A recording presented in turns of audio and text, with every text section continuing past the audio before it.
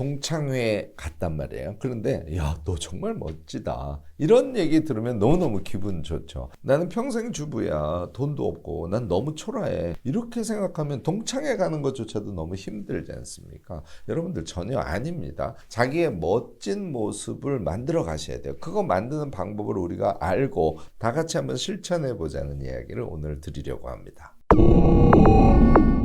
안녕하세요. 무엇이든 세 가지로 가르쳐드리는 명지대 교수 김익환입니다. 여러분들 나이가 50대 중반이 되고 60대가 되고 70대가 됐어요. 그런데 우리가 스스로를 멋지게 만들려고 하는 그런 의지가 있나? 이거 한번 꼭 체크해 보시기 바랍니다. 당연히 인간이라면 내가 되게 멋진 사람이고 싶어 이런 욕구를 갖고 있죠. 그런데요, 어때야 멋진지 그것에 대해서 스스로 답이 없는 경우가 정말 많습니다. 우리 한번 물어보자고요. 자, 돈이 엄청 많으면 멋질까요? 엄청 높은 지위에 있으면 멋질까요? 여러분들 이거 엄청 좋아요. 사실 돈이 엄청 많고 높은 지위에 있으면 다 사람들이 인정해주고 멋지게 보이죠. 하지만요, 얘는 필요 충분 조건은 아니에요. 내가 돈도 많고 엄청 높은 지위에 있어. 그런데 외모가 완전히 꽝이야. 그럼 멋있을까요? 아니에요. 멋지지 않아요. 그런데 외모는 뭐 얼굴이 잘생겼다든지 이런 것만 의미하는 것은 아닙니다. 이따가 얘기하겠지만 우리가 우리의 외모를 어떻게 적극적으로 꾸미느냐에 따라서 멋있느냐 멋있지 않느냐가 결정이 된다는 그런 얘기를 뒤에 할 겁니다. 두 번째 뭘까요?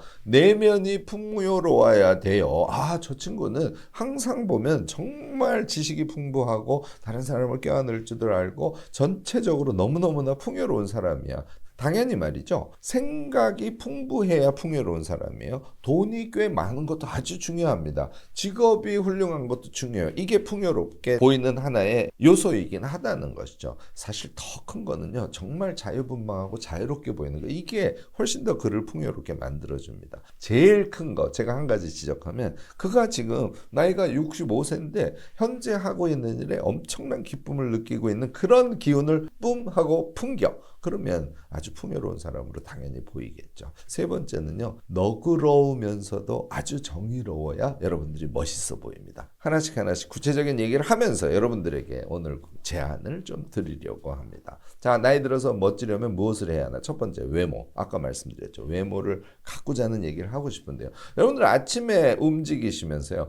머리 스타일을 제대로 잡고 내 머리 스타일이 굉장히 멋있어서 전체적으로 내 얼굴이 호감형으로 보여. 이거 신경 쓰십니까? 특히 남성분들 말이죠. 아침에 일어나서 머리를 엄청 자꾸 만지면 뭔가 부끄러워하고 나는 좀 터프하게 이렇게 나를 자연스럽게 냅둘 거야. 이렇게 생각하시는 분들이 계세요. 그거 아닙니다. 최선을 다해서 머리 스타일 한번 잡아보시기 바라고요. 우리가 외모를 가꿀 때 또 하나 정말 기가 막힌 신의 한 수. 얘는요, 액세서리에 있어요. 우선 첫 번째는 옷이죠. 옷을요, 위에 옷, 아래 옷, 속에 받쳐 입는 것 등등의 색감을 어떻게 잘 맞출 것인가, 기타 등등 우리가 항상 고민을 해야 되고요. 거기에다가 신의 한 수인 액세서리를 어떻게 할까, 이런 거를 적극적으로 생각을 하셔야 된다는 거죠. 특히 남자들 이 시계가 아주 중요한 액세서리 중에 하나입니다. 구두, 남자들 이거 구두 굉장히 중시하지 않습니까? 여성들은 귀걸이, 기타 등등 이런 것을 제대로 신경 써서 자신의 외모를 가꾸는 것을 저는 권합니다. 이게요, 귀찮은 일이 되면 꽝이에요. 내가 머리 스타일을 잘 잡고 옷을 잘 골라서 입은 상태에서 심지어는 액세서리에 힘까지 줬어. 걸어 나오면서 나는 엄청 자유로운 사람, 내가 얼마나 멋지게 보일까 하는 것을 스스로 즐기는 이런 상태가 되셔야 우리는 멋진 사람으로 사람들에게 인정될 수 있을 겁니다. 제가요, 사람을 만났을 때 또 하나 중요한 요소, 그 사람에게 실제로 향기라는 것은 그냥 추상적인 의미를 말씀드리는 것이 아닙니다. 자기에게 정말 잘 맞는 향수 같은 것을 선택하는 것, 이것도 신경을 쓰셔야 돼요. 이게 재미있어요. 나한테 이런 향기가 났을 때 사람들이 좋은 반응을 하는가, 그렇지 않은가, 이런 거 물어보기도 하고요. 가까운 사람에게 향수도 다양하게 골라서 여러분들이 실험을 해보시기도 하고, 이런 거 적극적으로 하기를 권하고요. 그 다음이 사실 가장 결정적인 요소 중에 하나입니다. 걸음걸이, 그리고 앉은 자세, 이런 거예요. 걸음걸이가 제가 권하는 것은, 저는 어떻게 하냐면요, 허리를 하늘을 향해서 이렇게 세우는 편이에요. 이렇게 허리를 세우잖아요. 그러면 당연히 어깨도 펴지고요. 그다음에 몸도 살짝 뒤로 제쳐집니다. 그러니까 똑바른 자세를 유지할 수 있죠. TV 보면서 탤런트들 잘 보시기 바랍니다. 걸음걸이가 완전히 달라요. 그러니까 탤런트의 거의 대부분은 정말 꼿꼿이 서서 걸음을 걷는 그 연습이 딱 돼 있는 걸 바로 느낄 수 있어요. 그런 거 보면서 우리도 좀 배웠으면 하고요. 자, 앉은 자세. 앉은 자세는 편안하지만 마찬가지로 허리를 세우는 그런 앉은 자세가 평소에 습관이 돼 있어야 됩니다. 다리를 꼬셔도 되고요. 등등 그것은 자기의 멋을 스스로가 연출하면 돼요. 그런데 우선 출발은 앉은 자세가 그냥 전혀 신경 쓰지 않고 항상 꺾고정한 상태. 이거는 곤란하다는 거예요. 앉은 자세는 굉장히 다양하게 있습니다. 제일 중요한 것은 내가 앉은 자세가 멋진지 멋지지 않은지에 대해서 자주 신경을 쓰는 것. 그것이 아주 중요해요.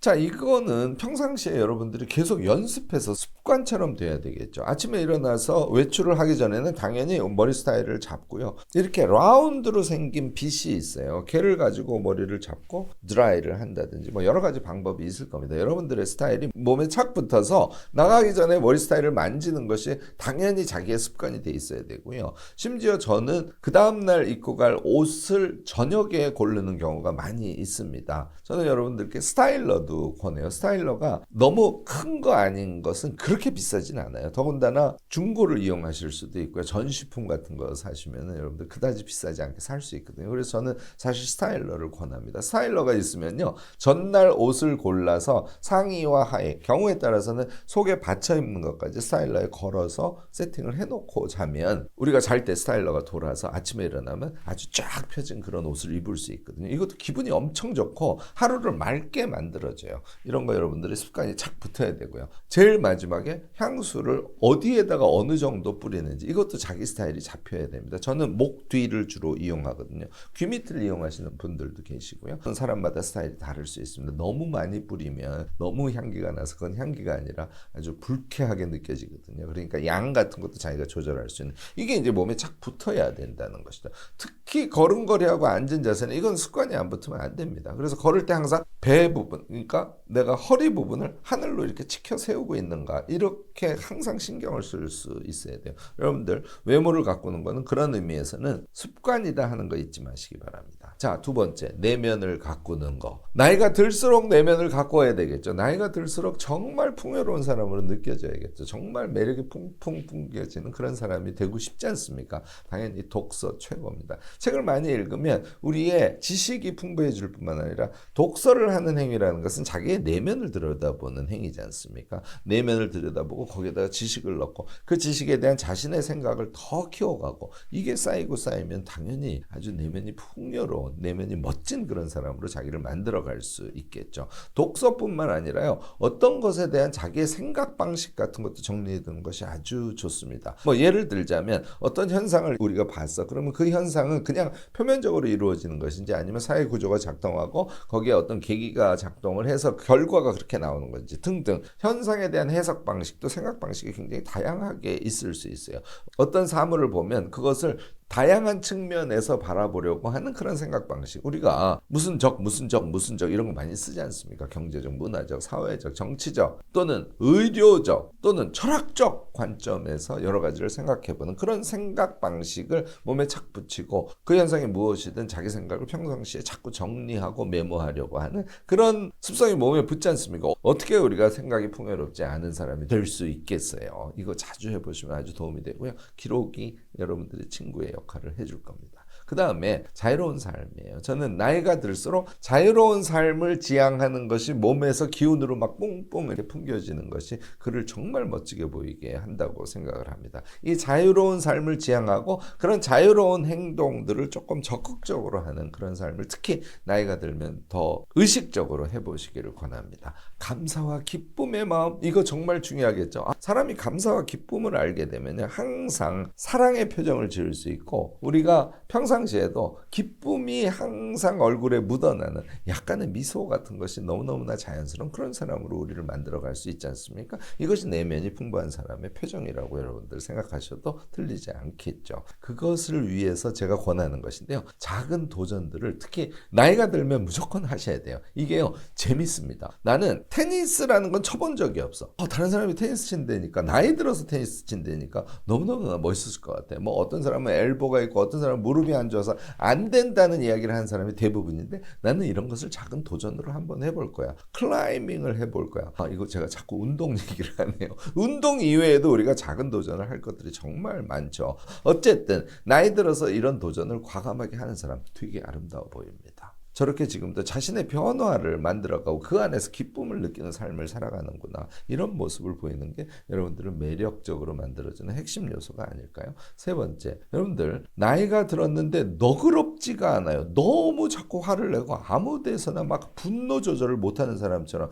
이런 분들 주변에 굉장히 많죠. 이거 여러분들 큰 탈납니다. 이거는 무조건 고치셔야 돼요. 나이가 들수록 무조건 여러분들 너그러워지려고 노력을 하셔야 되는데 사실 나이가 들면 지혜가 넓다는 걸 의미하지 않습니까? 많은 지혜를 갖고 있기 때문에 자기에게 닥치는 현상들에 대한 해석의 여지가 엄청 넓다는 걸 의미해요. 그러니까 메타모먼트 하고 자기가 느낄 때 조금 불쾌한 상황 같은 것들이 오더라도 자신의 지혜의 폭에 의해서 그것의 원인을 이해할 수 있고 상대의 마음속을 이해할 수 있고 이런 여지는 나이가 들수록 많은 거거든요. 그런데 여러분들 왜 나이가 들면 자꾸 화를 내세요? 그거는 자기를 너무 작게 보기 때문에 그렇습니다. 여러분들 우리 자신을 크게 보고 어떤 상황에도 너그럽게 대응할 수 있는 그런 사람이 되면 참 좋지 않을까 생각해 봅니다. 우리가요 특히 정치 이야기를 할 때 너무너무 비판적으로만 얘기하시는 분들이 많아요. 또 편가르기를 해서 나는 이 당 쟤는 저 당 해서 자기가 그 당의 어떤 엄청난 혜택을 보지도 않고 그럼에도 불구하고 자기가 설정한 정당의 입장에서 다른 정당에 대해서 엄청 비판적으로 얘기하는 거 이거 저는 좀 보기 불편한 그런 모습 아닐까 싶습니다. 우리는 비판보다는 좀 더 포용적이고요. 그 다음에 무엇인가를 비판적으로 봤을 때는 정말 실천 가능한 구체적인 대안을 좀 생산적인 차원에서 이야기할 수 있는 그런 입장들을 여러분들 좀 꼭 갖추면 좋지 않을까 생각해 봅니다. 여러분들 나이 들면 자랑하는 사람 엄청 많죠. 자랑을 늘어놓지 않습니까? 한두 개는 괜찮아요. 얘가 길어지면 정말 찌질해 보인답니다. 여러분들 자랑보다는 타인에 대한 칭찬 그리고 자기가 잘한 것에 대해서는 겸양의 미덕 같은 것을 나이가 들수록 몸에 착 붙여보시면 어떨까 싶습니다.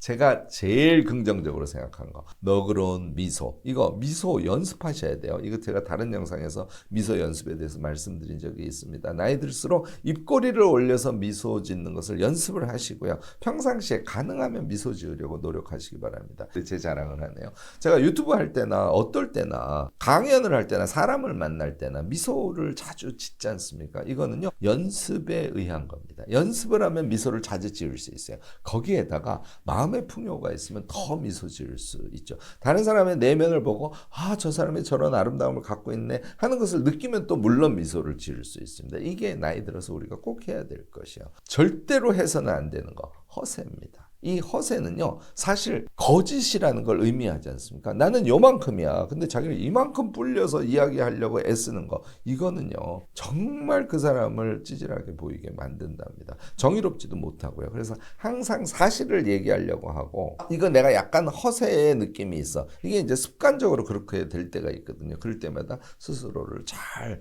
제어할 수 있는 그런 사람이 되면 좋겠습니다. 마지막으로 제가 여러분들께 강조하고 싶은 것은요. 이런 얘기를 하면은 너무너무 친절하게 행동하는 사람들이 있어요. 이거는 또 아닙니다. 친절이 과하면요. 사람이 좀 비굴해 보일 때가 있어요. 우리가 비굴한 사람이 아니지 않습니까? 그래서 저는 이런 용어를 써요. 늠름한 친절. 나이가 들어서는 특히 우리의 자세를 꼿꼿이 하고 그리고 다른 사람을 너무너무 포용적으로 보고 함에도 불구하고 늠름한 상태에서 친절한 언어를 쓸 수 있는 그런 우리를 만들어가면 좋지 않을까 생각합니다. 여러분들 제가요 이런 예를 들어볼게요. 내가 만년주부야. 만년주부인데 동창회에 갔더니 내가 굉장히 멋진 사람으로 보여. 이거 어떻게 하면 될까요? 제가 말씀드린 거 적용시켜 볼까요? 일단 정말 최대한 노력을 해서 외모를 꾸미셔야 돼요. 머리도 만지시고요. 옷도 잘 어울리게 입으셔야 되고요. 이 옷이 비싸다고 무조건 어울리는 건 아닙니다. 약간씩의 파격을 주는 것으로 너무너무 멋있을 수 있어요. 액세서리 꼭 이용하시고요. 남성이건 여성이건 자기 취미가 귀걸이에 있으면 귀걸이 같은 것으로 액세서리 힘을 한번 줘보시고요. 자, 두 번째, 나는 주부인데 너무너무나 자유로운 삶을 살아가고 있고 정신이 풍요로운 사람이야. 그래서 책도 많이 읽고 독서 모임을 돌아다니면서 기쁨에 대해서 이야기할 수도 있는 그런 사람이야. 뿐만 아니라 항상 너그러운 미소를 짓는 사람이야. 그리고 동창들을 만났을 때 늠름한 친절을 보여줘. 멋있을 것 같지 않습니까? 저는 여기다 한 가지를 여러분들이 더 하시기를 권하는데요. 내가 만년주부인데 작은 도전들을 정말 즐거운 마음으로 시도하고 있어. 예를 들자면 요즘은 내가 독서 모임을 열심히 나가고 있는데 독서 모임 친구들에게 책갈피를 실제로 내가 손으로 만들어서 그걸 무료로 나누어주는 일을 하고 있어. 뭐 이런 것들 하면 되게 신나고 멋지지 않을까요? 또 1년에 한 번씩 나는 국내 봉사가 아니라 해외 봉사를 이미 한 번 갔고 앞으로 그것을 정기화하기 위해서 이 나이에 영어 공부를 엄청 열심히 하고 있단다. 어떠세요? 행복해 보이죠? 이 행복해 보이는 것이 그를 멋지게 보이도록 만들어준다는 겁니다. 이런 거 한번 해보시기 바랍니다. 여러분들, 나이가 우리가 들어서 내가 좀 더 멋지게 보이려고 할 때 제가 정말 끝에 강조하고 싶은 거는요. 뭔가를 추구하는 일을 놓지 마셔야 됩니다. 나이가 60 정도밖에 안 되는데 나는 거의 할아버지처럼 움직이는 분들이 굉장히 많습니다. 아, 이 나이에 뭘 새로 뭐 이런 태도죠. 저는요. 나이가 들수록 자신이 추구하는 일을 꼭 가지셔야 되고요. 그 일을 놓지 않는 그런 노력은 해주셔야 된다고 봐요. 그게 우리를 멋있게 만들어주는 가장 핵심이라는 생각을 저는 해봅니다. 내가 나를 사랑하고 그 내가 나이와 상관없이 끊임없이 변화해 가도록 그렇게 노력을 하시고 그 노력의 과정에서 기쁨을 느끼시는 그런 삶 살아가시기 바랍니다. 자, 이런 얘기를 하면 나는 지금 경제적으로 너무 가난해. 그다음에 가족관계가 완전히 지금 비틀려져 있어가지고 당신 얘기하는 걸 나는 실제로는 실천할 수 있는 게 하나도 없어. 충분히 그럴 수 있습니다. 그런 분들 되게 많아요. 그런데요, 이것을 그래서 내가 멋있는 사람이 될 수 없는 결정적 요인이라고 생각하지 마시기 바랍니다. 저는 한 2년 정도 계획을 잡으셔서요. 여러분들의 가난에도 불구하고 어느 정도 비용을 쓸 수 있는 돈벌이 같은 것을 하셔서 2년 정도면 여러분들 돈벌이해서 어느 정도의 돈을 만드실 수 있거든요. 이게 스스로가 해결을 해야지 남이 해결해 주지 않지 않습니까? 이런 노력도 한편으로는 해보시고 자기가 처하고 있는 뭐 가족관계에서의 어려움 이것도 한 2년 정도 생각하면 여러분들이 좀 더 자유롭고 여러분들이 좀 더 풍요로운 멋진 사람으로 자기를 바꿔가기 위해서 가족의 환경을 어떻게 바꾸면 되는가 생각하시고 실천하시면 바꿀 수 있어요. 이렇게 해서라도 우리 모두 나이가 들어서도 정말 멋진 사람이 되도록 같이 한번 노력해보면 어떨까 싶습니다. 오늘 제 이야기가 여러분들께 도움이 되셨다면 좋아요, 구독, 알림 설정까지 꼭 부탁드리겠습니다.